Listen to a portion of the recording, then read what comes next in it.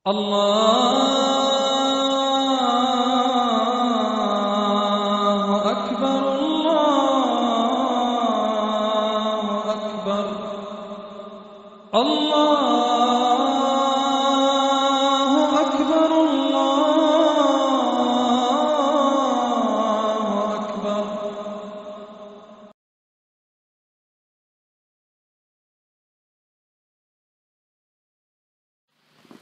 الحمد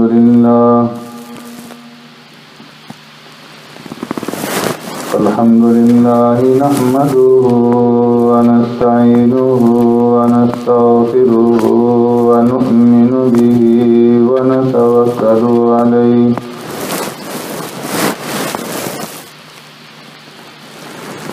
ونعوذ بالله من شرور أنفسنا ومن سيئات أعمالنا من يهده الله فلا مضل له ومن يضلله فلا هادي له ونشهد أن لا إله إلا الله وحده لا شريك له ونشهد أن سيدنا ونبينا ومولانا محمدا عبده ورسوله أرسله الله إلى كافة للناس بشيرا ونذيرا وداعيا إلى الله بإذنه وسراجا منيرا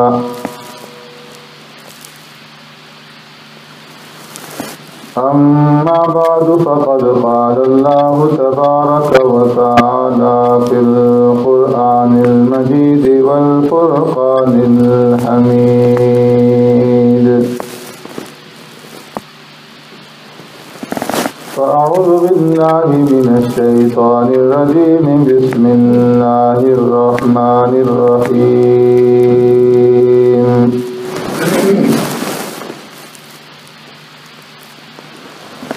والفجر وليال عشر صدق الله مولانا العظيم. يا رب صل وسلم دائما أبدا على حبيبك خير الخلق كلهم هو الحبيب الذي ترجى شفاعته لكل هول من الأهوال مقتحم.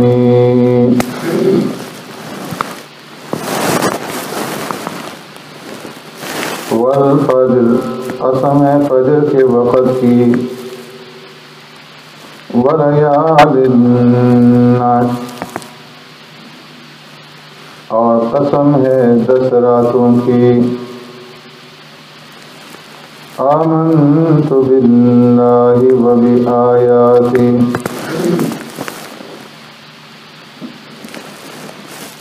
میرے محترم دوستوں، بزرگوں، بھائیوں،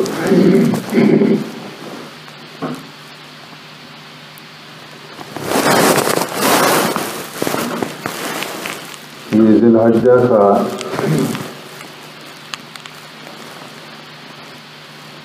پہلا عشرہ گزر رہا ہے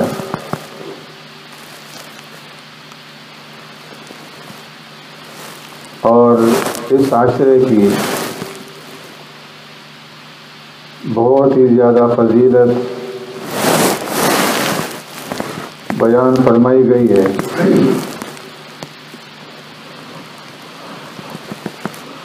پیارے پیغمبر صلی اللہ علیہ وسلم نے ارشاد فرمایا کہ اللہ رب العزت کی عبادت کے لیے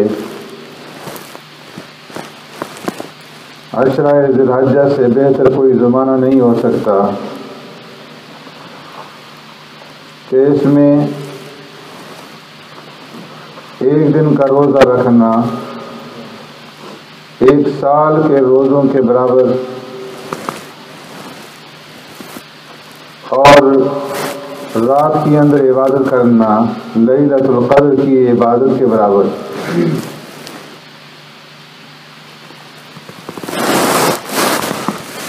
قرآن کریم میں اللہ رب العزت نے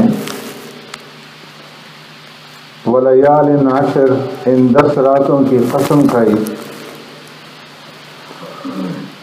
اور اس سے بھی ان دنوں کی اور ان راتوں کی عظمت اور فضیلت واضح ہوتی ہے۔ اس لیے فرمایا کہ اگر کوئی آدمی 9 دن روزہ رکھ لے تو یہ ایسا ہے کہ گویا اس نے 9 سال روزے رکھے، اور ایک رات میں جا کر کے عبادت کر لے تو فرمایا کہ لیلۃ القدر کی عبادت کے برابر۔ اور لیلۃ القدر کے بارے میں آپ حضرات جانتے ہیں کہ خیر من 1000 شہر، لیلۃ القدر 1000 مہینوں سے بڑھ کر کے 83 سال کی عبادت سے بڑھ کر۔ پھر رمضان المبارک کے مہینے میں ایک رات جو ہے وہ لیلۃ القدر کے لیے، جس کی تلاش اور طلب کے لیے آخری عشرے میں حکم دیا گیا، اور اس عشرے کی ہر رات کے بارے میں فرمایا کہ اس کے اندر عبادت کرنا لیلۃ القدر کی عبادت کے برابر ہے۔ تو اگر کوئی خوش قسمت انسان دنوں میں روزہ رکھ لے اور ان راتوں کی اندر جا کر کے حسب استطاعت عبادت کر لے تو ہر رات کی عبادت کے اوپر لیلۃ القدر کا اجر اور ثواب وہ حاصل کر سکتا ہے۔ اور آپ صلی اللہ علیہ وسلم نے ارشاد فرمایا کہ ما من ایام العمل الصالح فيها احب الى الله من هذه الايام العشر، کہ اللہ رب العزت کے نزدیک ان دنوں میں بندے جتنے بھی نیک اعمال کرتے ہیں، اللہ رب العزت کے نزدیک وہ اعمال بڑے ہی محبوب ہیں، اور ان دنوں کے اندر اعمال کا مقابلہ دوسرے دنوں سے نہیں کیا جا سکتا۔ جتنا ان دنوں میں اللہ کو اعمال کرنا محبوب اور پسندیدہ ہیں، اتنا دوسرے دنوں کے اندر نہیں۔ صحابہ نے عرض کیا وَالْجِهَادُ فِيهَا یا رسول اللہ، اے اللہ کے رسول صلی اللہ علیہ وسلم، کیا دوسرے دنوں میں جہاد کرنا بھی اللہ کو اتنا محبوب نہیں ہے جتنا ان دنوں میں نیک عمل کرنا؟ تو فرمایا وَالْجِهَادُ فِي سَبِيلِ اللَّهِ إِلَّا رَجُلٌ خَرَجَ بِنَفْسِهِ وَمَالِهِ فَلَمْ يَرْجِعْ مِنْ ذَلِكَ بِشَيْءٍ، کہ ہاں دوسرے دنوں میں جہاد کرنا بھی اللہ کو اتنا محبوب نہیں جتنا ان دنوں میں نیک عمل کرنا محبوب ہے، سوائے اس مجاہد کے کہ جو اپنی جان اور اپنا مال لے کر کے اللہ کے راستے میں جہاد کے لیے نکلا،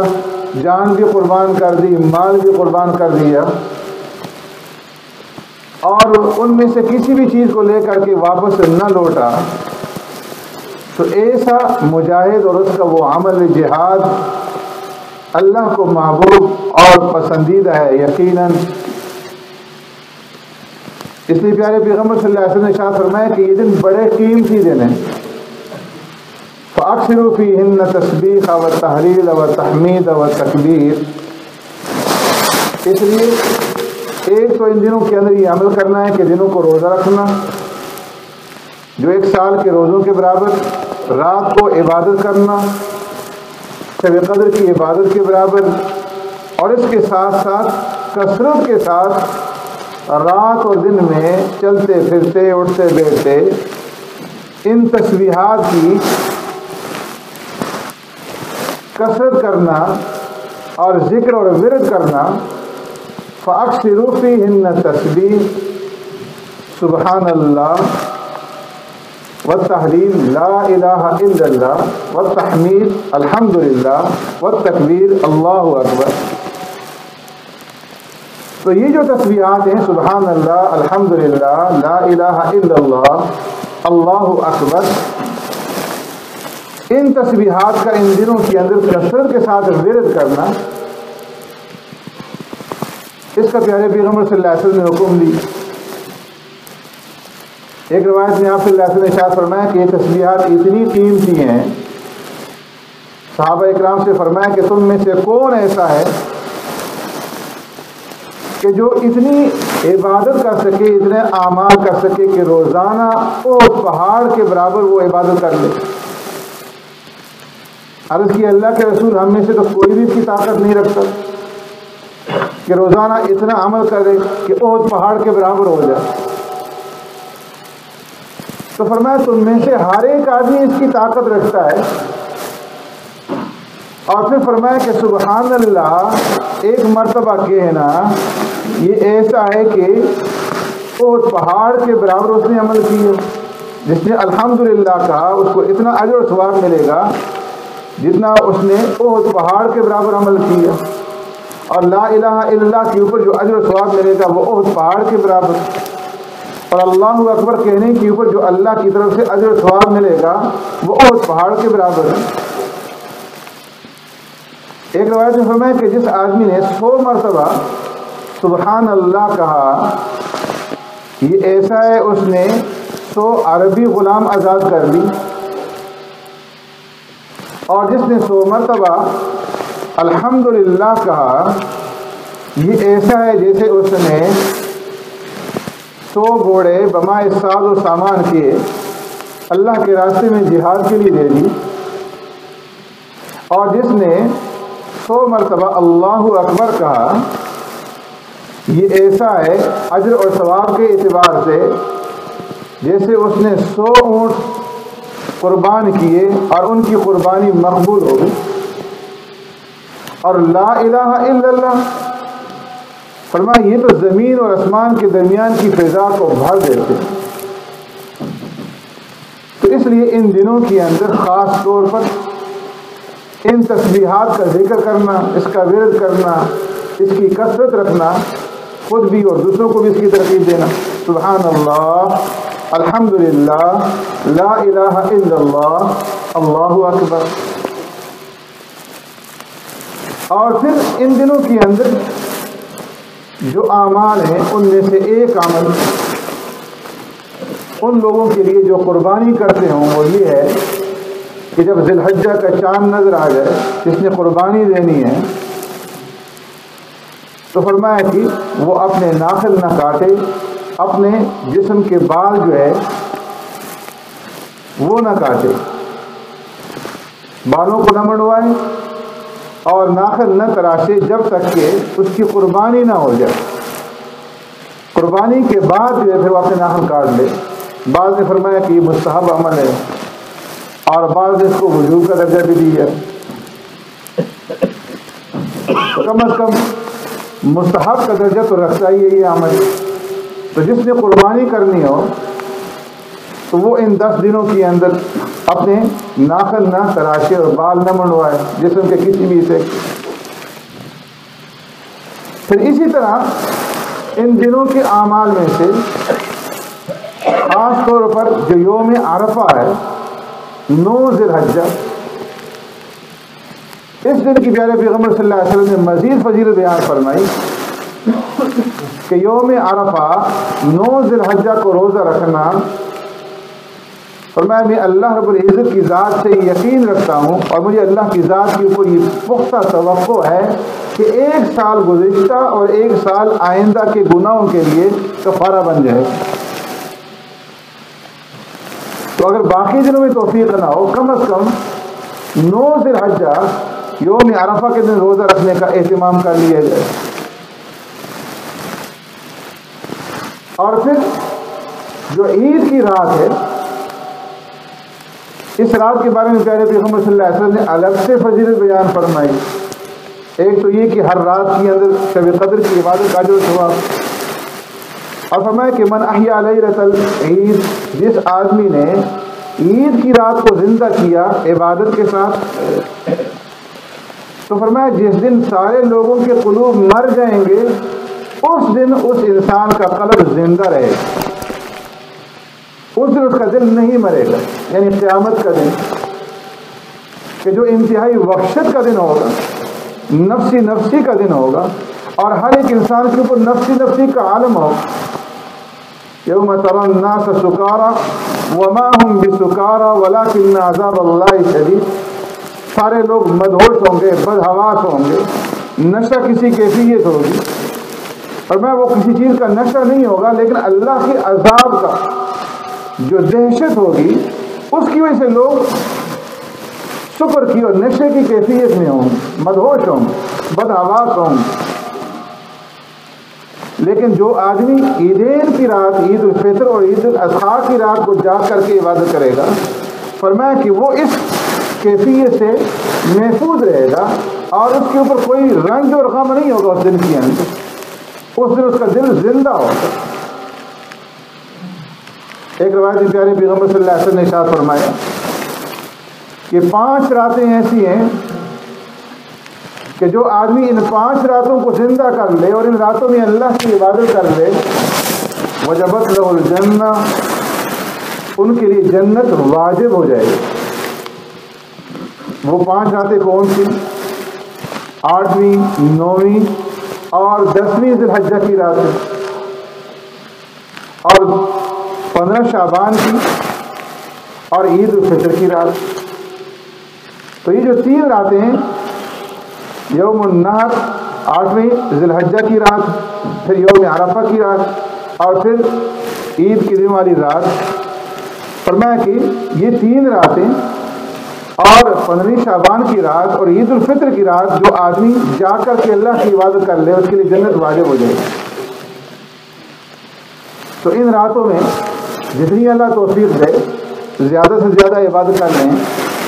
کچھ نہ ہو سکے تو کم از کم عشاء اور فجر کی نماز جو ہے وہ جماعت کے ساتھ پڑھنے کا اہتمام کر لیں،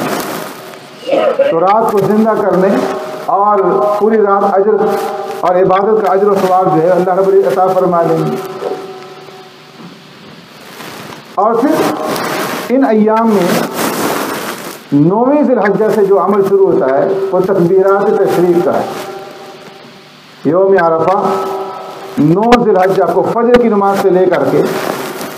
13 ذی الحجہ کی عصر کی نماز تک تکبیرات تشریق کا 1 مرتبہ پڑھنا واجب ہے ہر مرد اور عورت پر، چاہے وہ باجماعت نماز پڑھیں چاہے وہ اکیلے نماز پڑھیں۔ اللہ اکبر، اللہ اکبر، لا الہ الا اللہ واللہ اکبر، اللہ اکبر وللہ الحمد، یہ تکبیرات تشریق ہیں۔ ہر نماز کے بعد 1 مرتبہ مردوں کے لیے بآواز بلند اس کا پڑھنا واجب، اور عورتوں کے لیے آہستہ آواز میں اس کا پڑھنا واجب۔ بعض لوگ سرے سے پڑھتے ہی نہیں، اور بعض پڑھتے ہیں تو اونچی آواز سے نہیں پڑھتے، اس لیے اس کی اصلاح کی ضرورت ہے۔ اور پھر عید الاضحیٰ کے دن جو مسنون اعمال ہیں ان میں سے یہ کہ صبح سویرے اٹھے، غسل کرے، مسواک کرے، اور جو عمدہ کپڑے اس کے پاس صاف ستھرے نئے کپڑے ہوں، دھلے ہوئے کپڑے ہوں، اگر نئے نہیں تو صاف ستھرے کپڑے پہن لے، خوشبو لگا لے،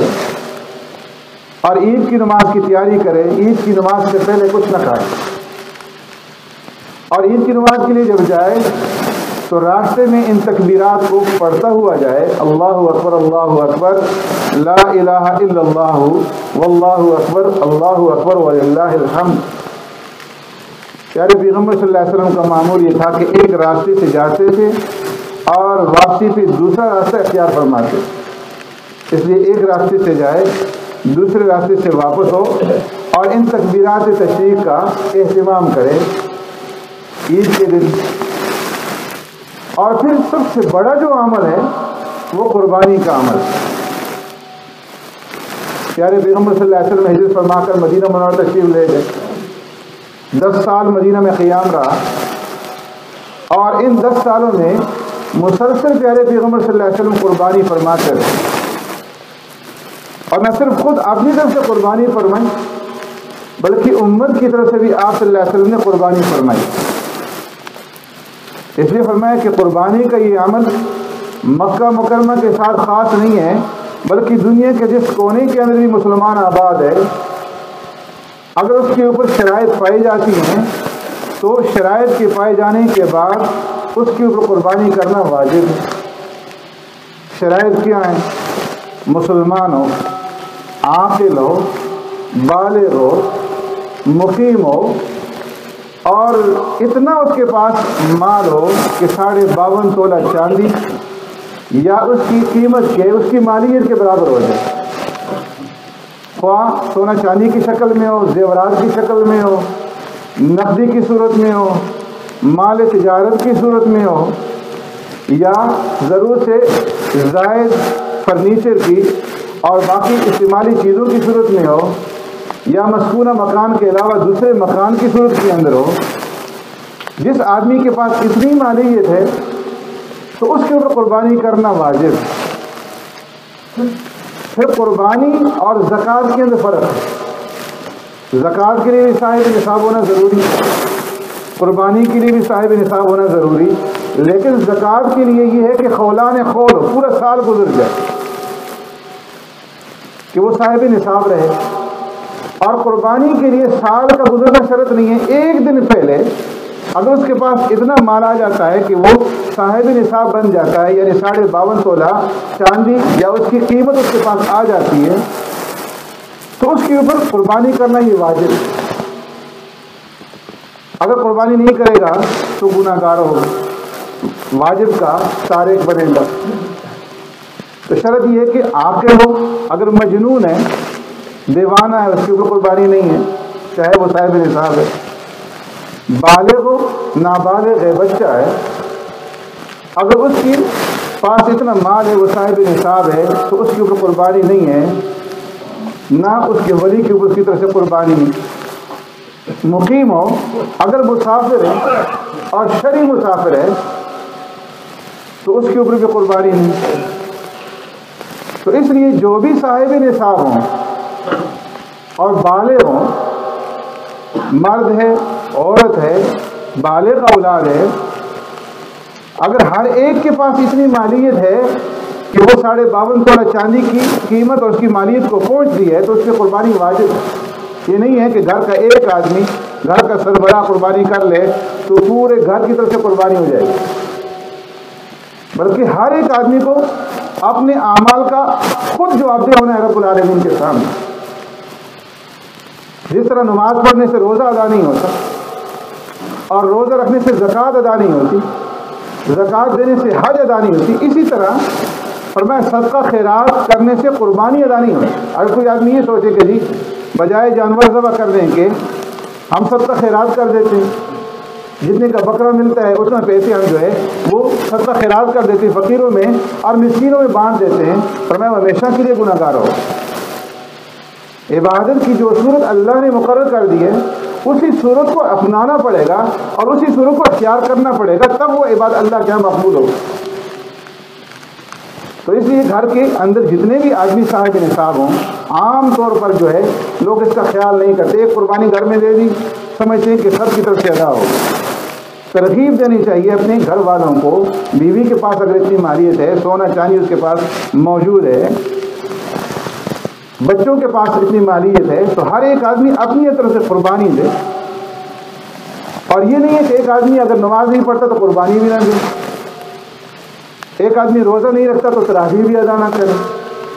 قیامت کے دن ہر عمل کے بارے میں الگ الگ سوال ہو. تو اس لیے اگر ایک آدمی ایک عمل کے اندر کمزور ہے تو دوسرا عمل کرے اور اس کے اندر کوتاہی نہ کرے. اللہ رب العزت ہمیں عمل کرنے کی توفیق عطا فرمائے.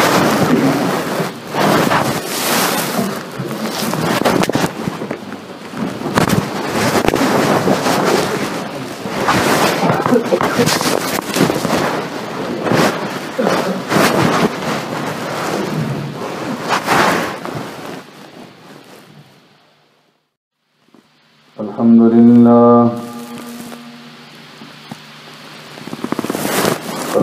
لله نحمده ونستعينه ونستغفره ونؤمن به ونتوكل عليه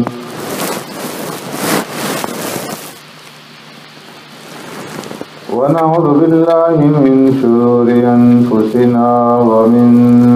سيئات أعمالنا من يهده الله فلا مضل له ومن يضلله فلا هادي له ونشهد أن لا